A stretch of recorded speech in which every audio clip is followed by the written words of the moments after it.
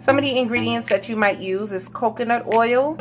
I'm using brown sugar, but you can use white sugar or just a white grainy sugar.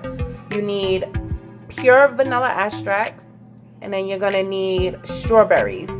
It does not have to be organic, but if you like organic things and you like paying for overpriced food, I mean, by all means, get organic. To start off, I am going to be using the freeze-dried organic strawberries, and I will be transferring them into a Ziploc bag. Then, with my rolling pin, I am going to roll out the strawberries until they turn into a fine dust. Now I am going to transfer the strawberry dust into a measuring cup just so I can get correct measurements. Then I am going to add the sugar. Then add coconut oil. We're going to dump vanilla extract. I took more than a few drops. We're going to get a spoon.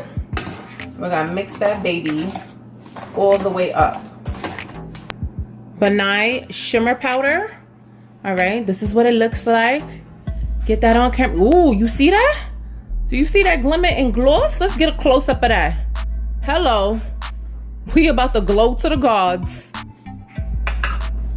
All right. Once again, like, I don't like measuring stuff. So I'm just going to sprinkle some in there. All right, all around into that bowl. Just until I think that I'm about to be a Nubian princess. And we're just gonna mix that up some more. Once you're done mixing, you can now take your Valentine's sugar scrub and transfer it right into your mason jar. I bought these spoons from Dollar Tree in the baby aisle. You know I love my Dollar Tree. So now you're just gonna stick that spoon right inside that mason jar, and it makes it really easy for scooping. So y'all know that any bowl that I have on here, all right, if I don't get better at this, that it was definitely like bought because I sucked at bowls. But I tried, and that's what you want to show your girlfriend or your significant other, is that you care enough to actually take the time to do something, even if it is a super crappy bowl.